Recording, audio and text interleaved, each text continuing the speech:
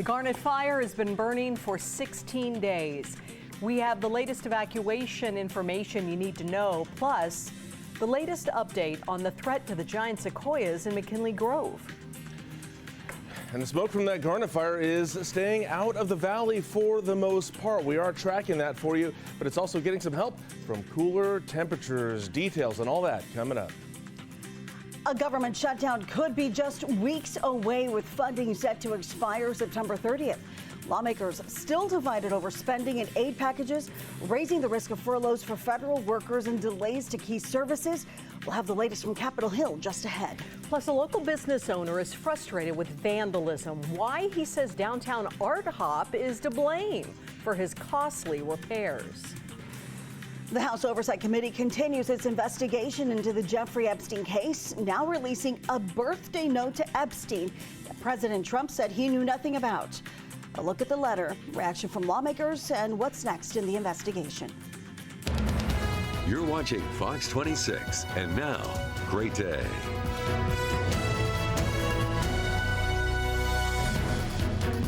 We begin this hour with a live look at the foothills to the east from above our Fox 26 studio.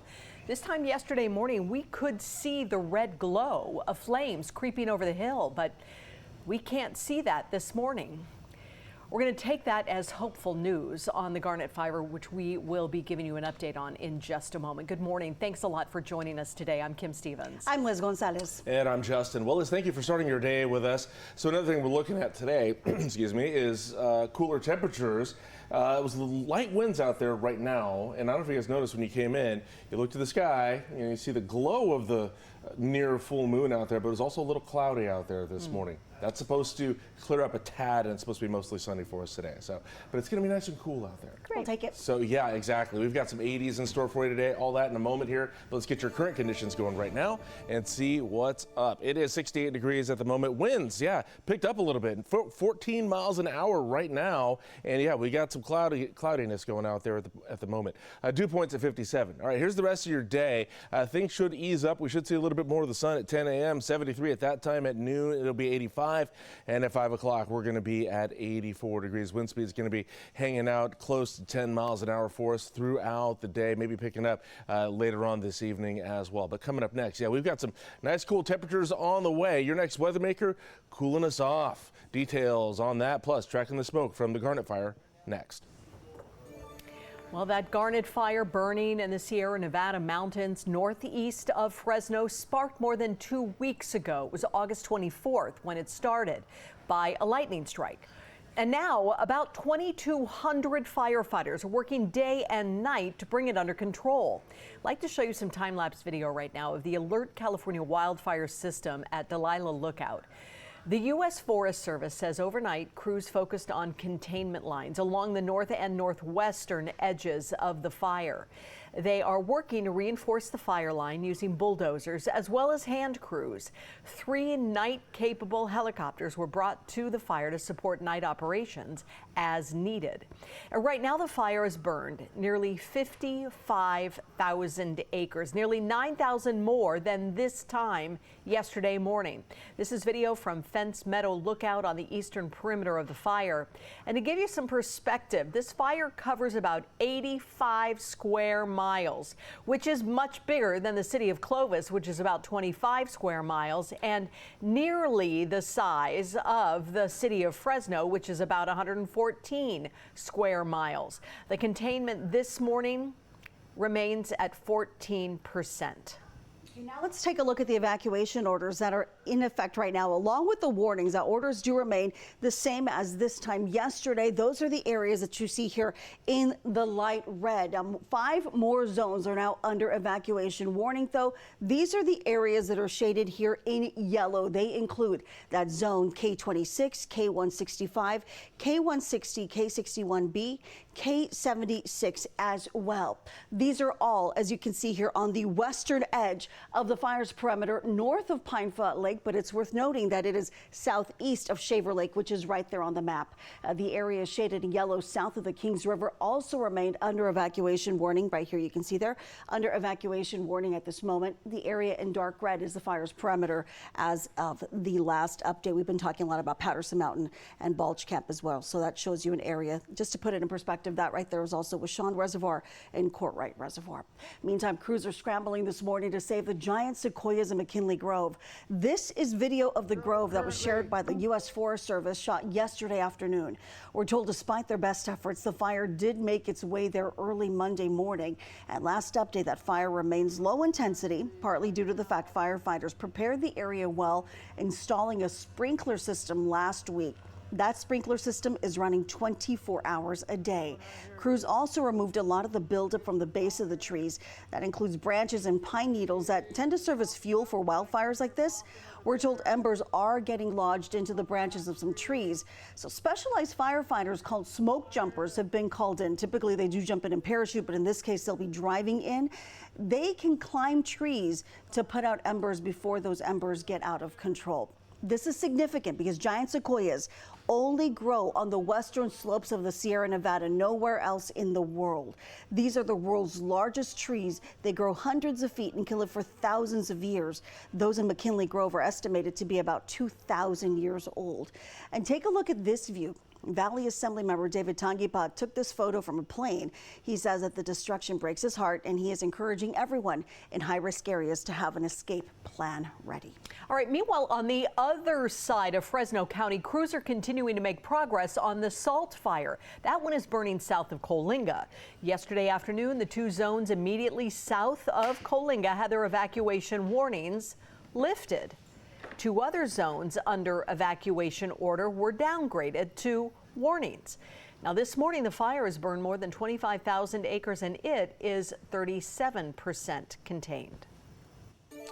All right, so the smoke from the Garnet fire really staying out of the valley here for the most part. Everything's pushing to the northeast here, as you can see as we go throughout the day here. And it's really likely going to stay this way probably for the next few days anyway here. We've actually got some good air quality. We'll have details on that coming up here. But this is just going to keep going to the east there and staying out of the valley for the most part here. It's going to take a more direct approach later on this afternoon, as you can see there. So staying that way, and it's because we're getting some good onshore flow from that right now. But that's really complicating things for people up in the mountains there. So anybody up in this area here still got a dense smoke advisory going. That was extended. It was supposed to expire yesterday at 11 a.m. Today it is back on until 11 a.m.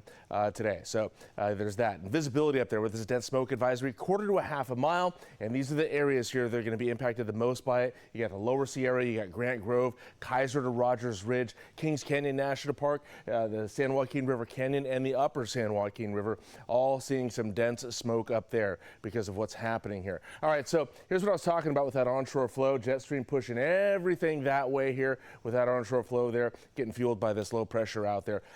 So in addition to that, we've also got some troughing there along the Pacific and over the Rockies that's kind of helping funnel in even more cooler air from the Gulf of Alaska, and that's going to help get us nice and below normal today. Mid-80s in store for us this week, so that's going to be a treat for us as that happens. So firefighters could get some help with that cooler air. Well, they are, but also maybe some rain could help out a little bit.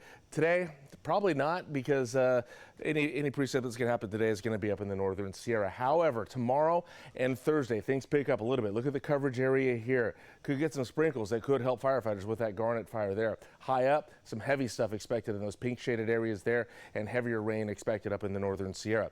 Kind of the same deal on Thursday there, but lesser of a chance here. We're topping out at about 30% chance of any precip out of this storm, but any little bit would help firefighters there. Let's just leave the lightning out of it, shall we? Getting heavy there in the northern Sierra there Thursday.